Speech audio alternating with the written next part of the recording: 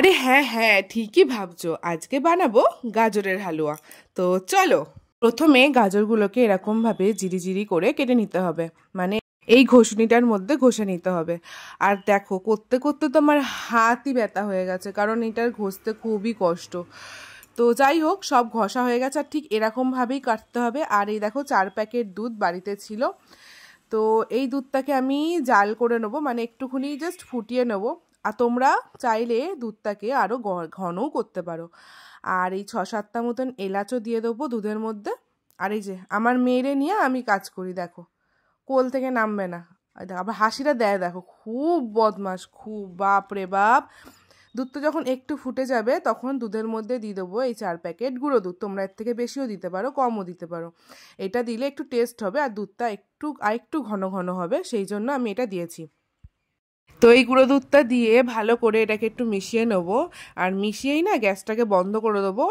এটা গুঁড়ো দুধ দিয়ে ফুটানোর কোনো দরকার নেই।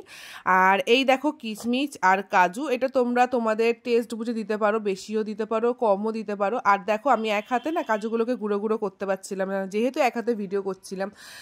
তো এই দেখো, এরকম করে কাজুগুলোকে আমি কুচু কুচু করে কেটে নিয়েছি। তোমরা চাইলে গোটাও দিতে পারো, আমি দিলাম কারণ ছোটো ছোটোগুলো মুখে পড়লে আরও বেশি ভালো লাগবে।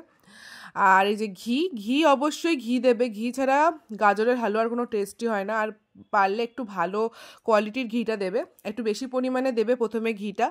ঘিটা ফার্স্টে দিয়ে আমি কাজু কিশমিশটাকে একটু ভেজে নেবো, নাড়াচাড়া করে নেবো। একটু লাল লাল হবে, কেন নাড়াচাড়া করছি, তাহলে অনেক সময় কি হয়, কাজুগুলো যখন মুখে পড়ে না একটু ন্যাতানো ন্যাতানো টাইপের থাকে, আমার না সেই টেস্টটা ভাল লাগে না। তো সেই জন্য একটু ভেজে নিয়েছি হালকা করে। কাজু বাদাম আর কিশমিশ দিয়ে গাজরটা দিয়ে দিয়েছি, আর এটাকে ভালো করে ভাজতে হবে গাজরটাকে, মানে তোমরা দেখলে বুঝতেই পারবা, মানে ভাজতে ভাজতে না গাজরটা এতটা আছে তো অনেকটা পরিমাণ কমে যাবে, আর একটু কালারটাও চেঞ্জ হয়ে যাবে গাজরের। আর একটু লাল লাল করে এটাকে ভাজতে হবে। আর দেখো, এই দেখো কত কমে গেছে, দেখতে পাচ্ছ? তো গাজর ভাজা কমপ্লিট। তো আমি কি করব, এই দুধের মধ্যে দিয়ে দেবো। আর এই দেখো, দুধের মধ্যে দিয়ে এটাকে অবশ্যই ঢেকে রাখবে। আর এইটুকুনি গাজর আমার বেঁচে গেছিলো, যেহেতু দুধের পরিমাণটা কম হয়ে গেছিলো আমার। তো গাজরটা যখন হয়ে আসবে, মোটামুটি ভালোই ফুটে যাবে, তখন ওর মধ্যে চিনি দিয়ে দেবে তোমাদের টেস্ট অনুযায়ী। আর আমি বেশি চিনি দিইনি, যেহেতু আমি এই যে আমুলের এই মিঠাই মেটটা দেব, এটা প্রচুর এর মধ্যে মিষ্টি থাকে, মানে প্রচুর মিষ্টি হয়।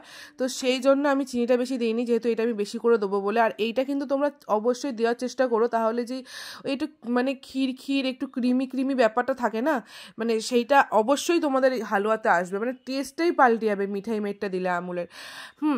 আর দেখো, একটু পাতলা পাতলা লাগছে না একটু, কিন্তু এই দেখো, এটা হচ্ছে আমি পরে মানে হয়ে গেছিলো অলরেডি, সন্ধেবেলা আমি খুলেছিলাম, ভিডিওটা করছিলাম। তো দেখো কতটা জমে গেছে। আর একদম শুকনো শুকনো গাজরের হালুয়া আমার ভালো লাগে না, আমার বাড়ির কারুর ভালো লাগে না, তো সেই জন্য একদম শুকনো শুকনো করিনি। আর নিজে বানিয়েছি বলে বলছি না, সবাই খেয়ে প্রশংসাই করেছে আমার, যে ভালোই হয়েছে, ভালোই বানিয়েছি।